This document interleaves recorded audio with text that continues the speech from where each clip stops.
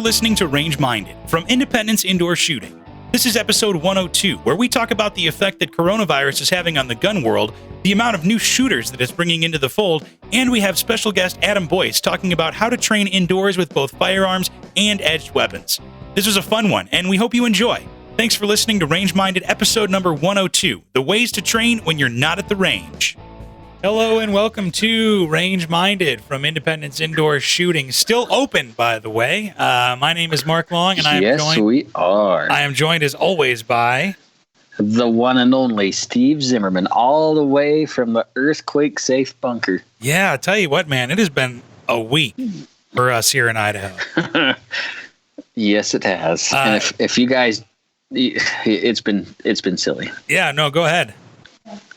Well, We've obviously all been quarantined, which apparently is getting extended, which I'm so excited for. Is that happening here?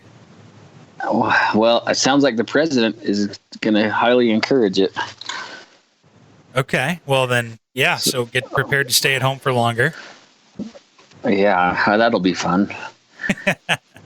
and so between that and then, what was it, yesterday? No, 2 days ago, we dealt with we didn't really feel it too much over here. I don't know how you guys felt over on that side of the state, but it was a 6.5 north of Boise. Yeah, like 50 miles or whatever. 6. Was it 3 or 6.5, something like that? Somewhere between 6.0 and 6.5 earthquake. Yeah, and I had never experienced an earthquake before. That was very, very new to me. It was funny because my fiance and I were making dinner, and she's like, I don't feel really good. I feel like the sink is moving away from me. And I'm like standing there about 10 feet away, and I'm looking.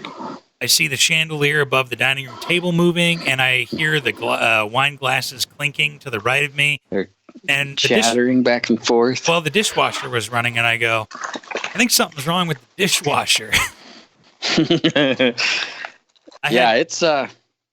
It's an interesting experience, isn't it? Yeah, I had no idea. I mean, and I saw the cabinets kind of like in the whole house move a little bit to the left and back to the right, and I was like, "This is weird. I don't know what's going on." And then eventually, like, somebody texted me and said, "We're having an earthquake," and then I spent about the next hour on the phone with friends and family talking about it, and which was fine. I mean, I'm glad we were safe and nothing bad happened, and glad I could tell everybody that everything happened okay. But yeah, it was wild, man. I'd never been through anything like that before in my life.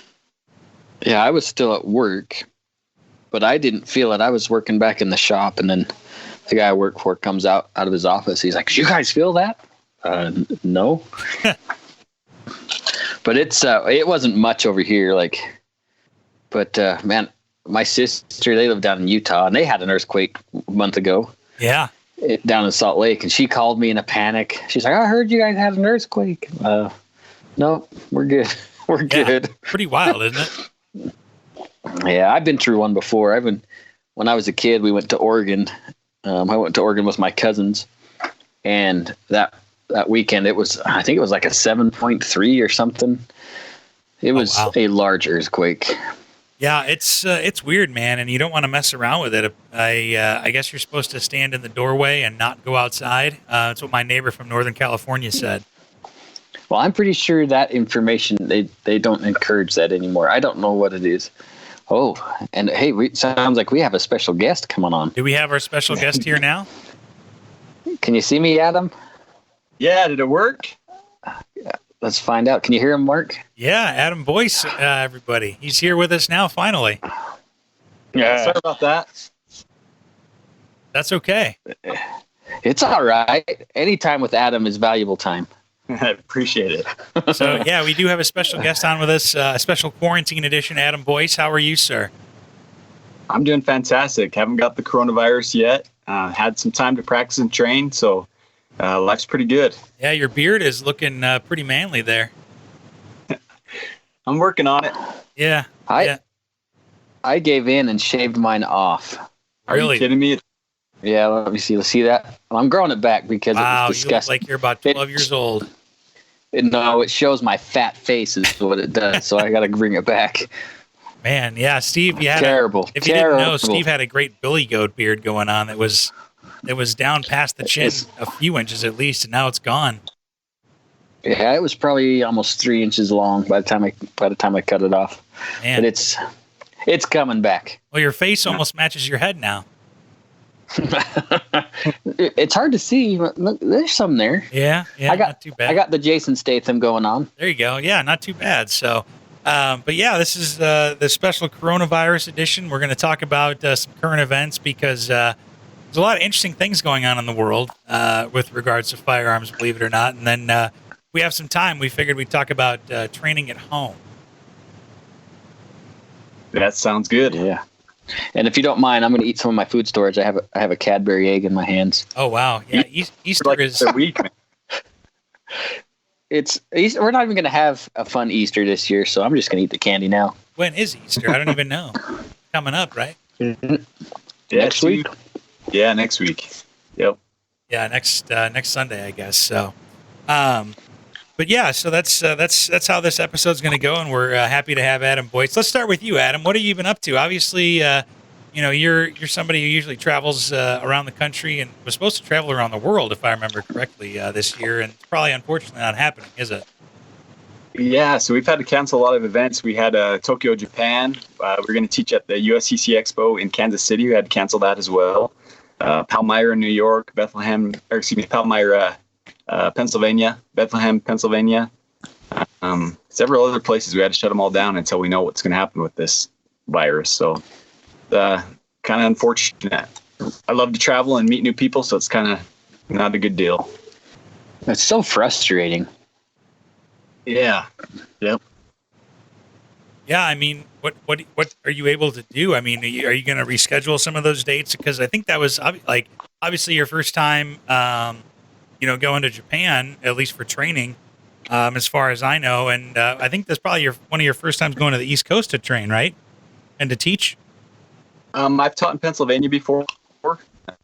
So this would have been the second time there. But, there we go.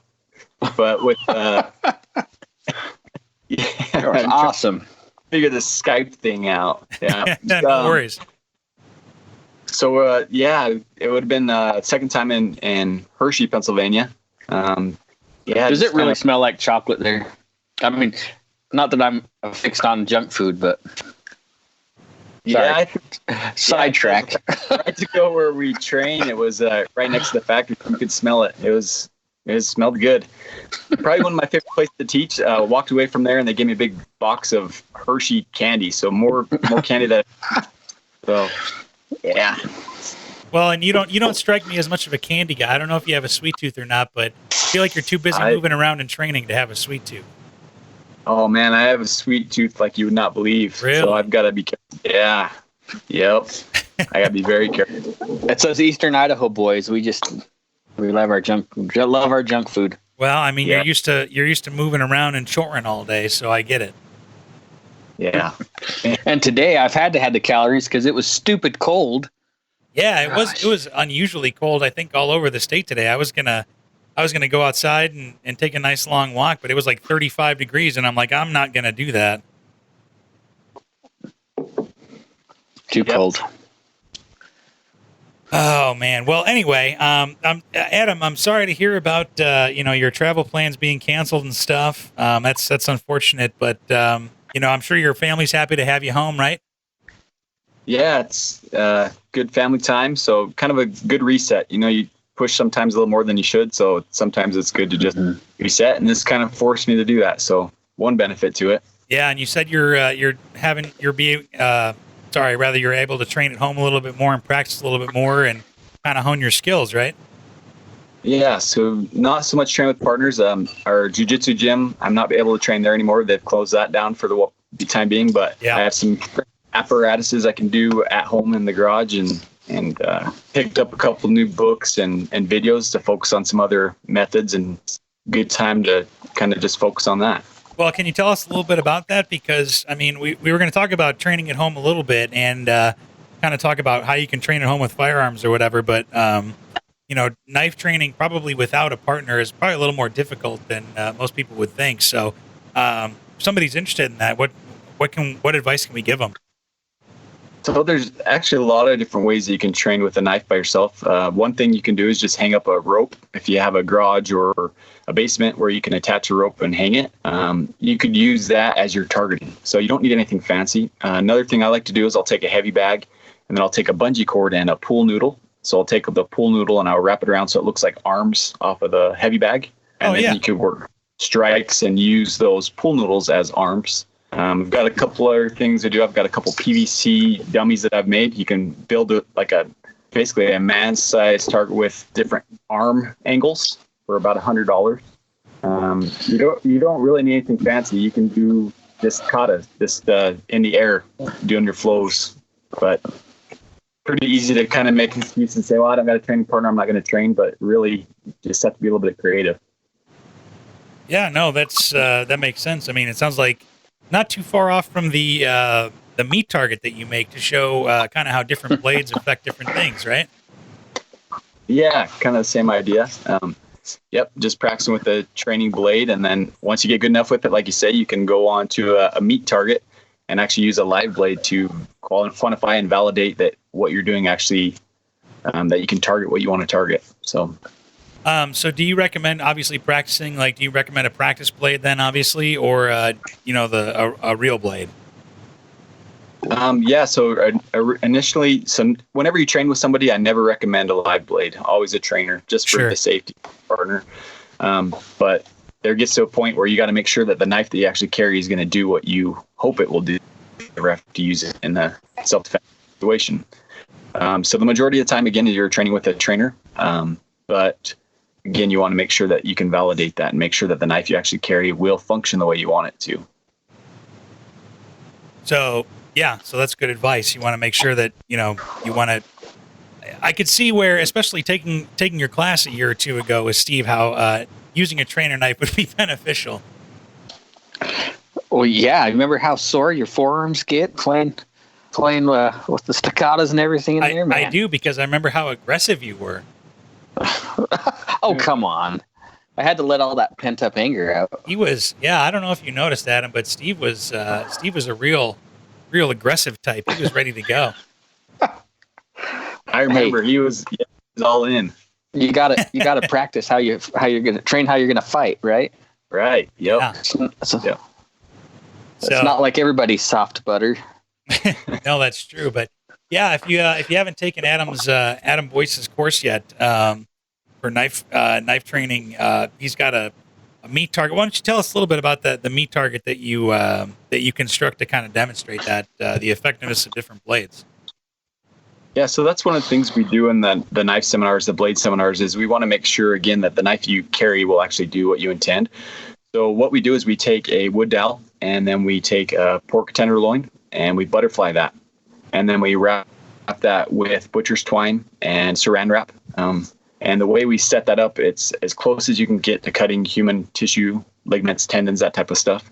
And that's been validated through trauma surgeons kind of comparing what it actually takes. It takes about 5 pounds of pressure to cut through human tissue.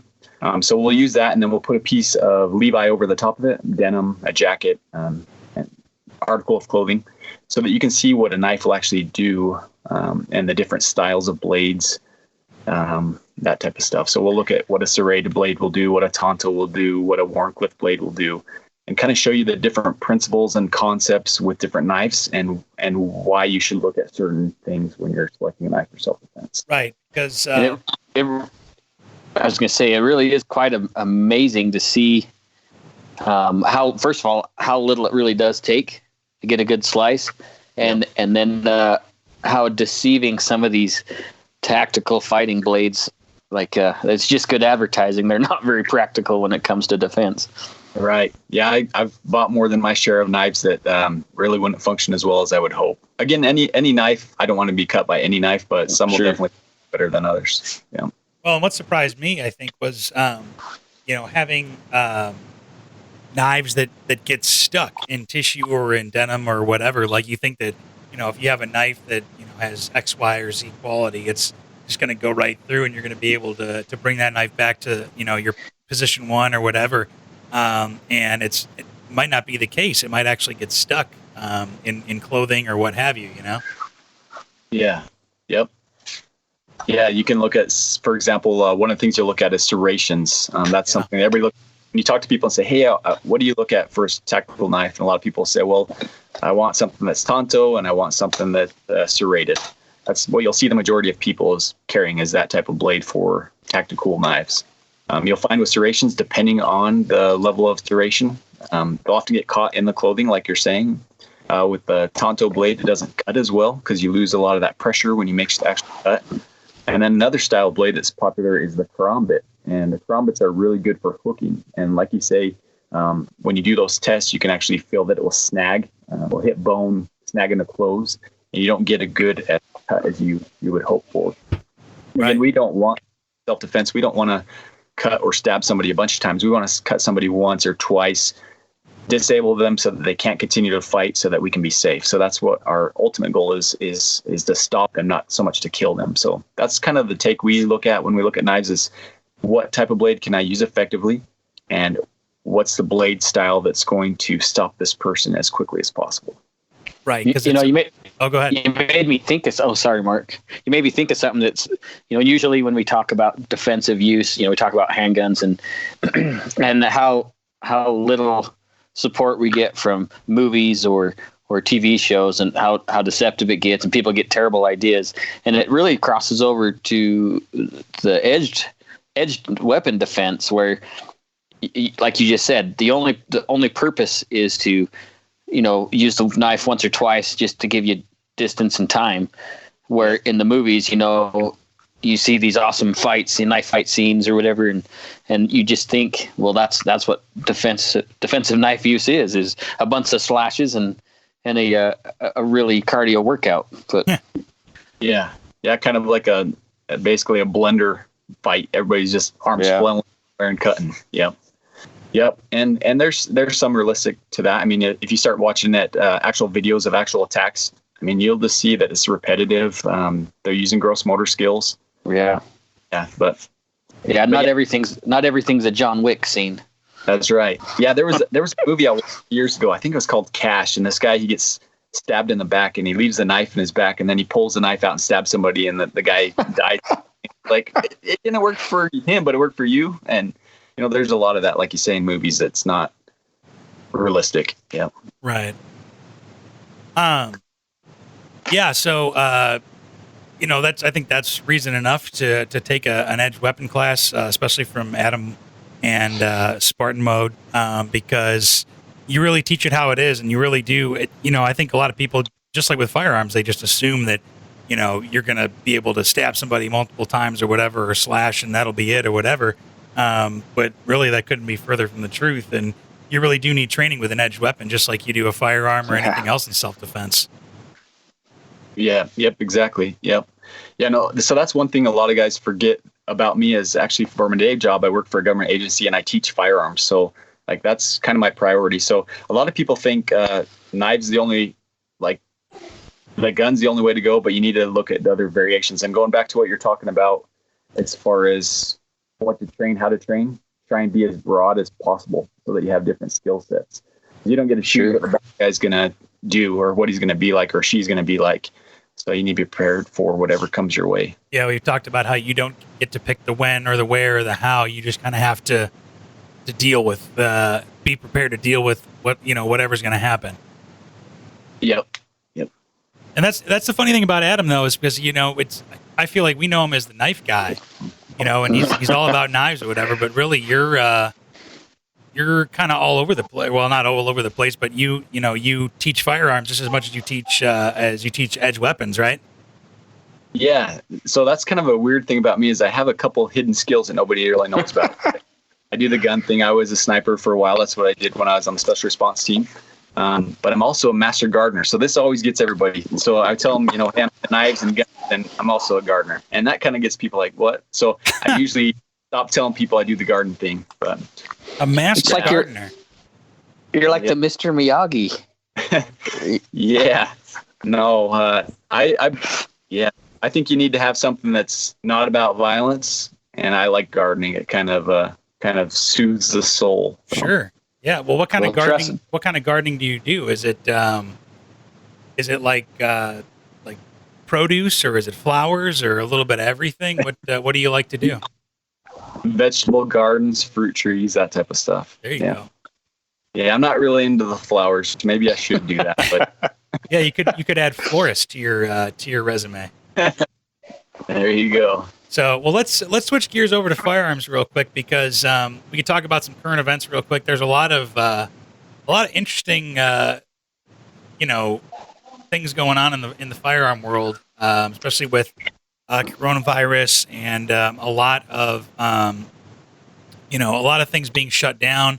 Thankfully, though, one of the things I was going to bring up is that gun stores were deemed essential by the federal government, because there's been a lot of state by state, I think, argument and disagreement over whether or not firearm stores are essential service. And I think all three of us would agree that firearm stores are essential to self-defense, especially as you read that, some police and LEO agencies are not going to be responding to some 911 calls. Yeah. Well, and not only that, like was it LA County or just California in general, they're releasing inmates because they're worried about confining them in a confined area and having them exposed to a virus. And so they're releasing criminals into the system, which can only, help it. Yeah, I've heard a couple cases already where there have been people released and they've already committed crimes, killed people, and rapes and that type of stuff. Like, why would we do this? What are we thinking? What better place than in prison, where you have confinement, where you have limited access from the outside world? It's like, they're already isolated. Right. Yeah. That it blows my mind. It's funny, Mark, when the first state to come out and say no, it's an essential business, was Illinois. Wow, really? That blew my mind. Yeah. In fact, I think it was the mayor of Chicago said, no, we're not shutting down gun stores. One of their gun stores, I guess. But wow, I didn't know that. That's news to me. Well, when I first read that, it blew my mind. Yeah, no, that's crazy, especially because the governor is a very left-leaning governor. Just legalized marijuana in Illinois January 1st of this year. So kind of interesting to see that gun. But hey, you know what? The one thing I'll say about Illinois is that, the city of Chicago is very left-leaning and very blue, but most of the rest of the state is actually pretty pro-Second Amendment, believe it or not. Wow. Well, I do believe it. You just get those high, dense population areas that ruin it for the rest of them. Yeah, I mean, I lived in the suburbs of Chicago. I grew up there, and then spent about 10 years in central Illinois before I came here, and just the difference between city versus rural, and that kind of just a lifestyle difference, where firearms are normal, in a rural area, especially with hunting or whatever. And then, you go up to the city of Chicago, and as much as I love the city, you see, the only thing you see on the news is gang violence and murders and this, that, and the other. And it's just, it's a lot. Well, it is Chicago. Well, I was holding back a sneeze, something fierce, and I almost yawned in Technicolor or something. It was. I hope you're okay now. Well, we'll find out. So that's really surprising, but it's nice to see that, federally at least, they say that that gun retailers and firearm stores are deemed an essential service, because that goes along with the Second Amendment, that you have that right to defend yourself. Yeah. Yep. That's awesome. So, but what's funny too is on top of that is I got another one. I did a lot of cruising the news today. Is that one of our favorite places online, Vox.com. You guys have heard of? Good old Vox. They are vehemently against anything firearms, and they've come up with an article today saying that another way coronavirus will make Americans' lives worse in the long term: more guns. More guns. That's funny, because I only heard of one incident that I think was in Atlanta or something, day before yesterday. Seems like there was an active shooter, but and I'll get to, maybe you're going to touch on this too, Mark. I'll get to how many background checks took place last month, and you guys might be surprised. So there's a lot of new firearms owners out there but not a lot of gun violence. Yeah. It's interesting because I kind of cruised through this article a little bit, and the leading first sentence says the coronavirus pandemic is leading people to buy way more guns, and that will likely translate into more gun violence in the long term. And then they just kind of go about talking about how they just go with their same kind of stuff about gun violence, and America's gun problem is unique, and that we have more gun deaths per 100 people than anybody else, and blah blah blah blah blah. And it's just like it's like they're kind of shortcut into an old rehashed article, which I thought was kind of interesting. Well, it's like saying drownings are going to increase now that pool sales have gone up, right? Or that it's the summer, right? Yeah. What do you think about that, Adam? Yeah, I agree with you. So the other side would say, there are less shootings right now, but it's because there aren't social gatherings. Everybody's staying home, and we're doing our part. So that's going to be the spin from the other side. But like you said, yep. Go ahead. I was going to say domestic violence should increase if that's the case. Yeah. In reality. Yep. Yeah, it'd be interesting to see what the stats are on that and what's happening. Yeah. Yeah, I mean, craziness. The funny thing is, well, let's Steve, why don't you tell us? I mean, how many more gun background checks and gun purchases there have been in the month of March because of coronavirus? Because that's the funny thing to me is that when push comes to shove, whether or not people actually want to support gun control or not, or support the gun rights, when it hits the fan, for lack of a better term, and things get serious about self-defense, look what happens, right? Well. Yeah, before I even go through those numbers, it's kind of interesting to think, just like you're saying, Mark, that suddenly all these less than favorable, people that don't like guns so much, all of a sudden, now they know stuff's going to get crazy. Suddenly they want to buy a gun. Yeah. Right. Now that they know that the cops aren't going to show up, suddenly they're going to go visit their neighbor and say, "Hey, can I borrow a gun?" And my response would be, "Well, you can go wait for your background check." Yeah, you can go get your own gun. Yeah. So, you know how I like to get on the firearms blog, right? They have a lot of good stuff on there. Right. Anyway, this is actually one of their articles that was posted today, I believe. And they created a chart that went from 1998 when the background checks and NICS system started up till current. And so they have monthly totals and year-end totals, and it's kind of interesting. In 98, 99, both years combined, there was 9 million. No, let's see. Yeah, 9,138,000 background checks. Now, this year, 2020, it's January, February, March. Right. We're at 9,245,000 background checks. That's crazy. Just in March, there was 3.7 million background checks taking place. Wow. And I don't know if you guys have tried, gone into a shop lately or tried to get a background check on anything. If you don't have your concealed weapons permit, you should have already done it by now. But so I helped out at the store. Last time I was over there was 2.5 weeks, 3 weeks ago. Yeah. And federal law says that in the NICS system that if you don't hear a response back in 3 business days, then you'll get the transfer. Well, now the FBI is, when I was there, they were pushing it to 5 business days because they were already getting backlogged. Now some of them are past 30 days. Wow. Really? Which I don't know how they do it because it's a violation of federal law. But they're doing it because the system is so backlogged. The NICS system only has a handful of analyzers that actual physical people that do the work. A lot of it's done electronically, but they're just getting pummeled by these people buying guns like crazy. Wow, that's awesome. That's just because so many people realize it's good and bad. Yeah, I was gonna say that just takes into account that a lot of people realize that when push comes to shove, they have to take their own, defense and protection of their family into their own hands. Yeah, I think we talked last week. I can't remember. I guess this is more just hearsay than anything. It seems like the LA County Sheriff's Office had 5.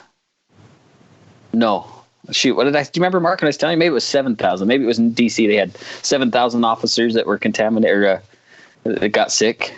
Oh, Something yeah. like I think we talked about it off the air, where it was a few thousand LA County or LA City officers that were infected with coronavirus. So what are they going to do? Like, the cops are not going to show up. They're just not going to respond.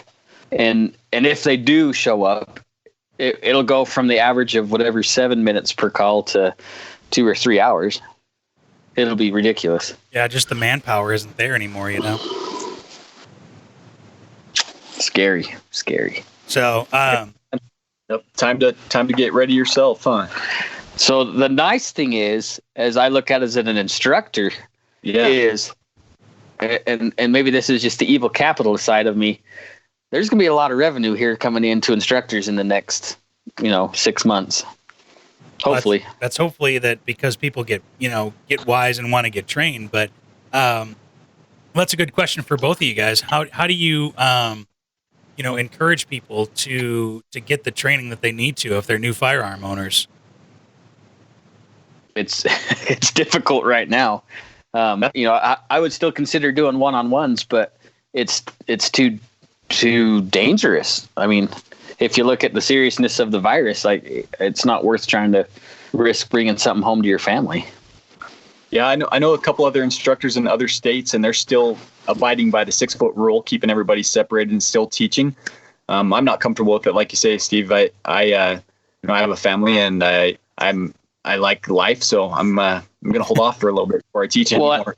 And I don't know how you would teach, especially a beginning handgun class, without being able to touch the person's hands or interact some way with them. Like, I don't know how you would do it. It's a challenge. Yep. That would be.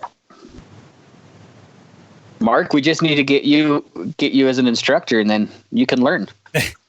Yeah, you can feel what it's like to have to teach somebody. Well, you've actually spent a lot of time with new shooters. I've RSO'd enough times and for enough hours, and seen a fair amount of new shooters. And sometimes you do have to grab the gun out of their hands if they're not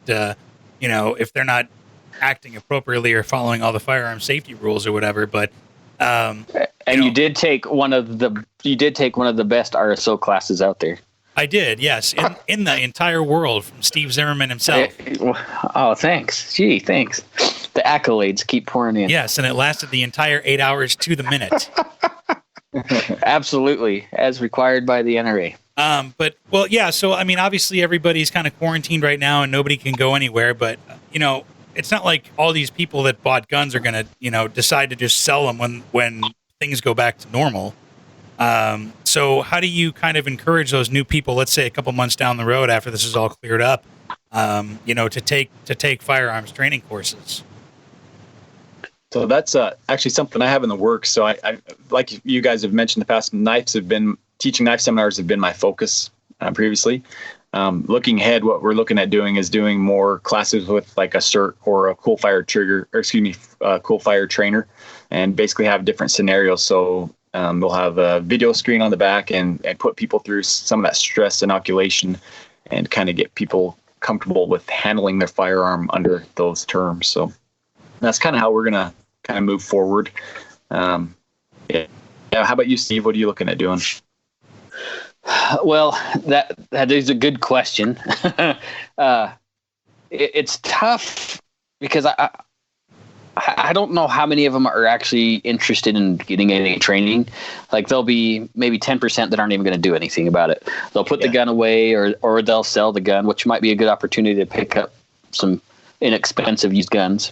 But I think, honestly, just a good communication, like encouraging people to get there. But, it's kind of tough. My day job, I don't interact with a lot of people.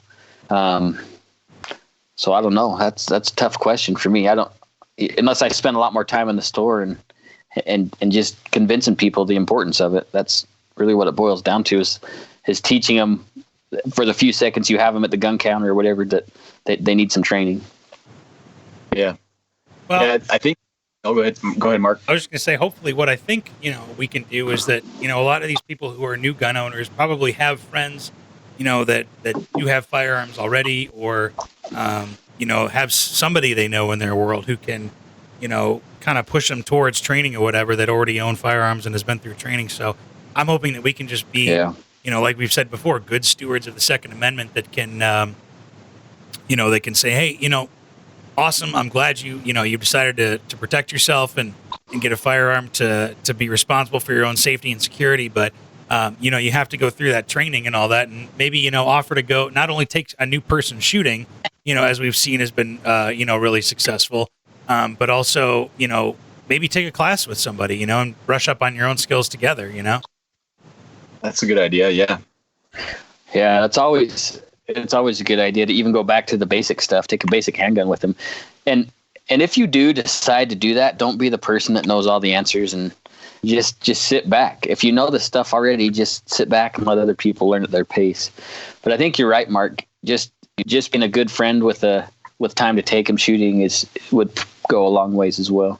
Yeah, just because I think that, there's going to be a lot of new shooters and we can make a lot of new allies for the Second Amendment nowadays. Especially just showing that, things can break down really quickly and, it can hit the fan and, you really need to be prepared. And that's, being able to defend yourself as part of that preparation, even when things are going great, Yeah, that's one thing that I think really brought to light back to me again. And I think maybe we talked about this last week, is how I sat on my laurels too much and didn't buy an extra box of ammo or, just little things to keep up. Not that I'm completely destitute of self-defense, because I have enough for my needs right now. But, when it comes down to just doing some training out in the desert or whatever, I don't want to shoot 500-600 rounds and then not have time to everybody to replace them. Yeah. Yeah. I found myself just dry firing like crazy right now. I'm not shooting a lot, at least on my own at work where I can shoot. I'll shoot government's ammo, but hey, that's my ammo you're shooting. But while I'm home, I don't want to shoot a lot of my own reserves. So with that in mind, I've been shooting with a couple different things. Have you guys tried the Mantis X? Have you guys played with that at all? Well, that was going to be one of the things that I brought up with that you can use to train at home. But why don't you? We've talked about it a little bit before, but you sound pretty familiar with it, Adam. So let us know. Tell us what it's about. Well, so the Mantis X, it's a little sensor that goes on your gun. But the cool thing about it is they've just partnered up with dry fire mags. I don't know if you guys seen those, but it's basically a magazine that you put in your pistol, and every time you pull the trigger, it resets your trigger. So it's Really? very similar to the trigger on your gun, but now they're coming out with those magazines from dry fire mag with the Mantis X that go together. So before in the past, when you wanted to use awesome. with just the dry fire mag, it didn't work with the Mantis X. So that's something I'm excited to get. That just came out like yesterday or the day before. But both good tools. Man, that's pretty crazy. Because what the Mantis X does, real quick too, is it attaches to the end of your firearm, and it'll tell you where the muzzle's pointed, while you pull the trigger and when that trigger breaks. And it's a really good training tool both for live fire and dry fire. But I didn't know about the dry fire mags. How does that even work? Do you know like how it resets your trigger like that? Is there kind of like a lip or something that protrudes that's able to reset your trigger like that? Yeah, so I haven't looked too much. I'm not really a technical guy, but basically the top of the magazine has got a little spring that just resets it. Wow. Forces that striker back somehow, or Yeah. I'm curious. Yeah, I always wondered why that never existed, and I'm glad they're out there. Yeah. They need to be a sponsor of the show so we can try a couple out. Yeah, and Mantis X does too, so we can get a couple and test them out and see how they are, because I think you're the second person to recommend them to us, or maybe the third, because back about last year, Jessica and Sarah both recommended them to us too as well. Yeah, and I saw at SHOT Show. I didn't go this year, but I saw some of the videos, and they had Dry Fire Mag is coming out with the rifle mag soon too. So that would be interesting. And CERT is coming out with that new stick. I don't know if you guys have seen that, next level training. So everybody knows the CERT pistol. It shoots a laser, resets trigger. Soon, probably this next month, they're saying they're going to release that. So you'll insert your pistol into this basically AR platform. So you're using the same pistol grip as your cert pistol on what they call the stick. So you'll be able to work transition drills and that'll be nice stuff. So couple really cool things you can use nowadays for not a lot of money. I want to say that drive. There, go ahead. I was going to say, the technology is really catching up to being able to train just about as close to the real thing as you can get. It used to be, you'd have to tape a target to your wall and reset your pistol every single time, or reset your rifle every single time. But it seems like really we've got a lot of options now. Yeah, the other one they've got is that cool fire trigger, and it actually, you replace the barrel inside your actual carry gun or the gun that you want to use, and then you charge it with CO2, so it will actually cycle your pistol every time you pull the trigger. So you're using your gun, your sights, everything, and those are pretty slick little setups as well. And I think those, you can get them for about $500. So they're kind of an investment, but when you consider right now you can't go out and shoot, you get something that reciprocates, and working on getting your good sight picture and trigger reset and everything else that goes with that. It's pretty good. Well, and dry fire practice is invaluable anyways. It doesn't really cost you any money. Yeah. But if you think of the difference of spending your ammo, like the survey, I had that survey that we put out, and the majority of people use 100 to 300 rounds per range visit, and they're visiting the range. I think twice a month was the most common answer. So you think about that, that's 600 rounds a month. Yeah. That adds up. So the cost for a $500 barrel that helps you dry fire, I mean, that's 2 months, 3 months of range visits, and you're there. Yep. Yeah. Yeah, it really does even out, and I mean that's going to last you a lot longer than a couple of range visits. And like you said, being able to do it from home, and I think we've talked about this too, Steve and Adam. You can probably attest to this too. Is that like for a lot of professional shooters, competition shooters and stuff, for every live fire round that's expended, how many hundreds or tens or dozens or thousands of dry fire shots are there, Yeah, way higher. And I think there was a book, I'm trying to remember what it was called. I think it was, I'll have to think about it for a minute, but there was a book and they talked about a shooter from, I think it was Africa, and he was shooting, I think it was USPSA, but anyway, he couldn't shoot ammo over there because they kind of regulated how much ammunition. It might have been South Africa, but anyway, they regulated how much ammo he could have.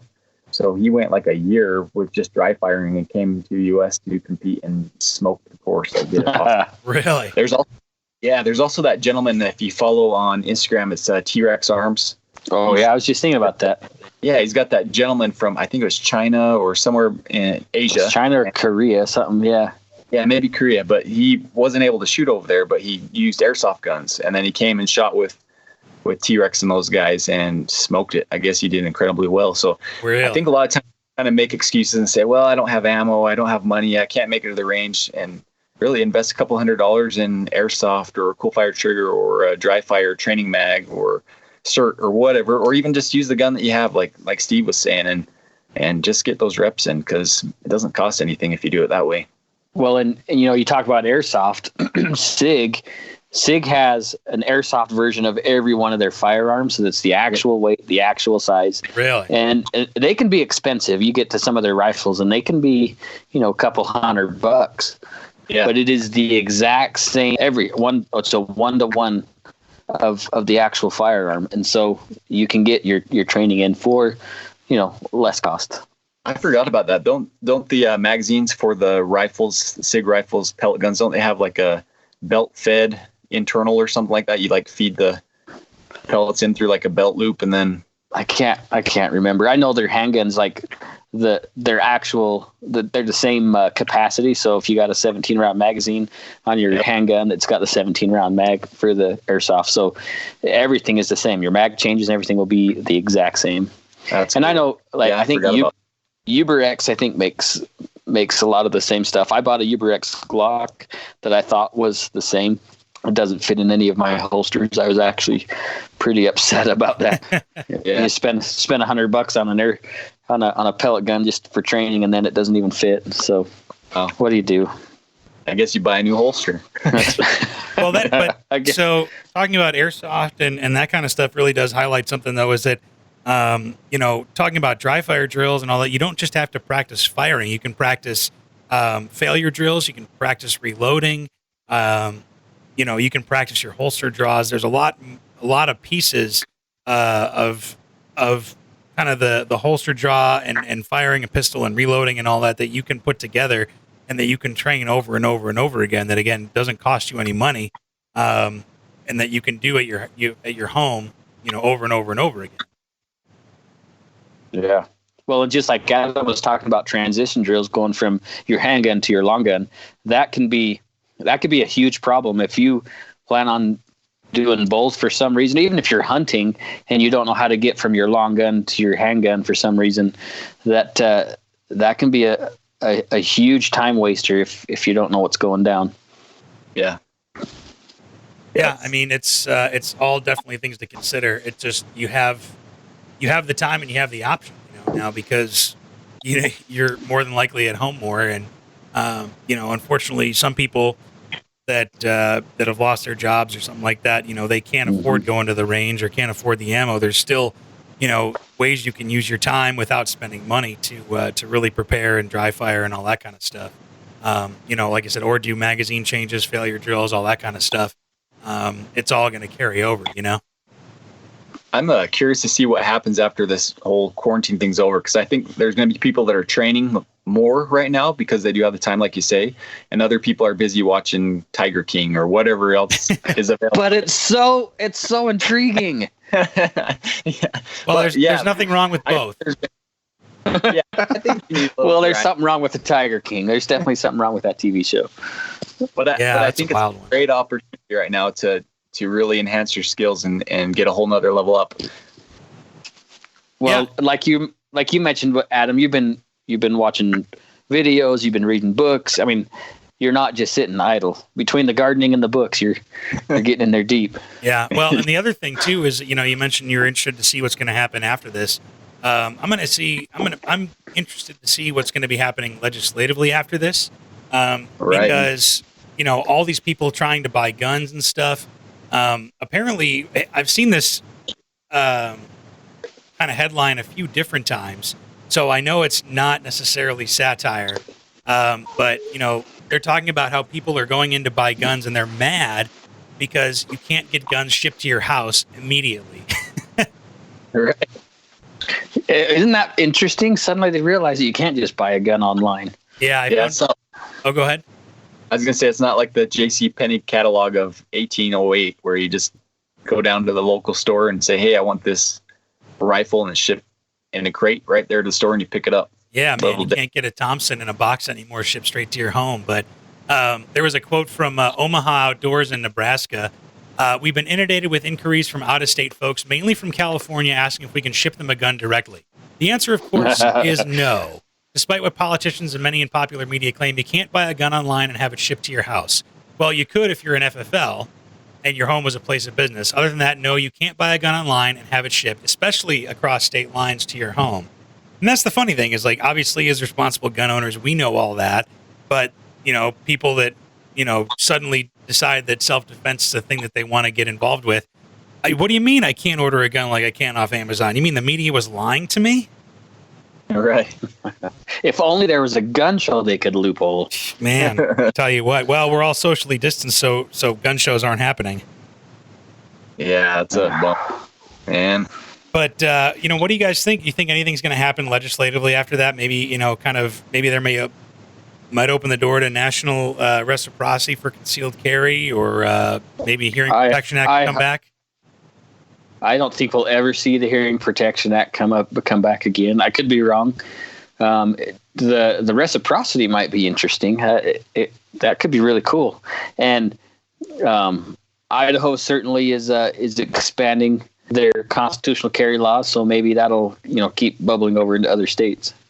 Yeah, we can only hope. Yeah, what do you think, Adam? Yeah, that's something I hope happens. I never know what to expect. I mean, this whole quarantine thing just kind of came out of the blue. I thought, oh, everything's all good and dandy, and then this hit us, and it's definitely set some different plans into play. So I'm curious to see what happens. I know they're trying to sneak a lot of regular bills and big. What they say, the one bill they just passed was 619 pages or something crazy like that, and they passed it in a short period of time. So really, and it's costing us $6 trillion or some crazy amount of money. Yeah, but we do get $1,200 back. Yeah, when we're all going to buy that, it'll be awesome. So. That's the best part about that is that how many guns are we going to be able to buy with that $1,200? Depends on how many kids you have. Yeah, very true. Yeah, I'll be interested to see what happens. I think, a lot of people that have decided to, take their self-defense into their own hands. I think maybe we might turn them over into Second Amendment supporters. Hopefully, that's what I'm hoping. That'd be awesome. It needs to happen. When we first started this podcast, you and Ricky made fun of me saying that I said that the Second Amendment is definitely going to be different than what we understand, and I think it is changed a lot even in the last 2 years. Yeah. But hopefully we'll gain some ground back. Yeah, because maybe people will realize that it's important, and that it's in the Constitution for a reason, especially for times like this. Yeah. Yep. So, Steve, did you talk about before we close out here? Did you talk about the amount of gun sales? Did we say the actual number? Well, I got the background check. I'll have to do some digging. That was just talking about background checks, which, as we know, and I alluded to, that's just for those who don't have their concealed weapons permit. But let me just do some Googling here. Well, because you talked about how there have already been more, background checks in 2020 in the 3 months of 2020 than there were, 20 years ago in a whole year. But I found an interesting statistic about the amount this past month in just in just March alone. Did you see just that? In March? Yeah. Did you see that statistic? I don't think I have. Sorry, I'm just perusing an article from CNN for some dumb reason. Well, so CNN, actually, no, this one's from the New York Times, is said that in March alone, I don't know exactly where they got this from. I've seen it a couple different places. There were 3.7 million background checks just in March alone. But almost 2 million guns were sold just in March alone. Yeah. How crazy is that? If there's only 2 million guns and 3 million background checks, that doesn't make sense. Well, but unless some of them are denials, I guess. I'm sure that's a thing, but also remember you said that you need to do background checks for concealed carry permits, and I guess you could probably also make the argument that like silencers, SBRs, that kind of stuff would be background checks too, right? That's true, yeah. Which is literally the exact same background check that you're going through. They just want to charge you an extra $200 and 12 months of your life. Yeah. So, it's pretty crazy to know that. That's what 1% of the population, with about 350 million people in America, and in 1 month, there's that many people that have gone to buy new guns and get background checks. Yeah. Well, then they need more. We need more guns. Well, but what about Vox, Steve? You hear what Vox said? Adam, what do you think about what Vox said? There's going to be more gun violence with more guns. Yeah, I don't believe that at all. I think there will be more people will be afraid to commit crime when they know that grandma's got a gun in her purse or is packing heat.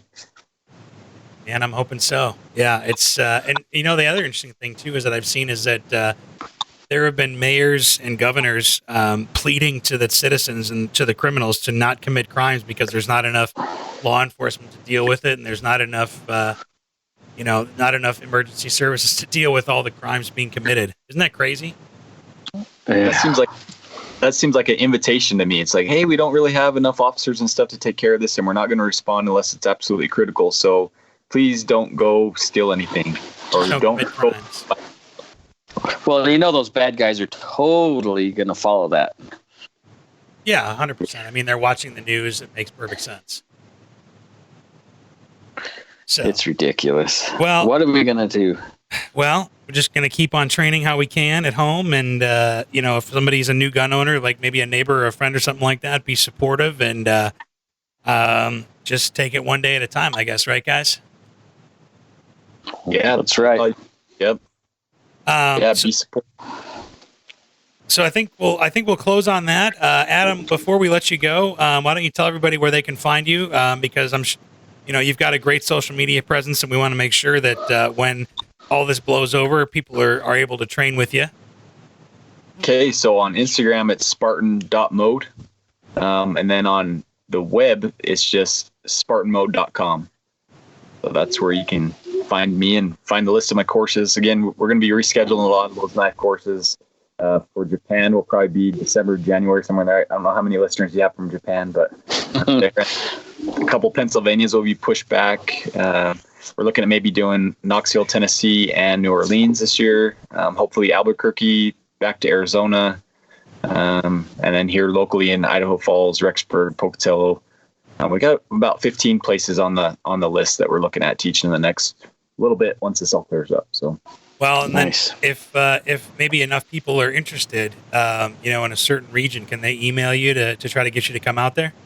Yeah, absolutely. Yep. If they want to just send an email to adam@spartanmode.com, we could do that way, or just hit me up on Instagram or Facebook, send me a message, and we can work that way too.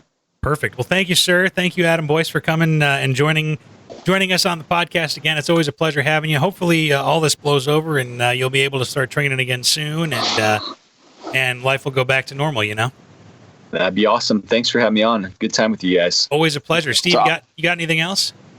No, just stay safe. Even though this whole quarantine thing really sucks, just stay safe, making sure you don't expose your family to something that could cause you a lot of sadness later on. So keep your hands clean. Don't touch your face. No picking your nose, that kind of thing. There you go. Steve told you. So that's right. If I say so, it's true. If you want to get a hold of us as well, email us podcast@iishooting.com, or find us on Facebook at Range Minded Podcast, and the same on Instagram as well. So thanks for listening. We will talk to you next time. Be safe, guys. Bye. See you guys. Thanks for listening to Range Minded. Find us online at Range Minded Podcast on Facebook, or send us an email at podcast@iishooting.com. We're always happy to get feedback, episode suggestions, whatever you want to send us, really.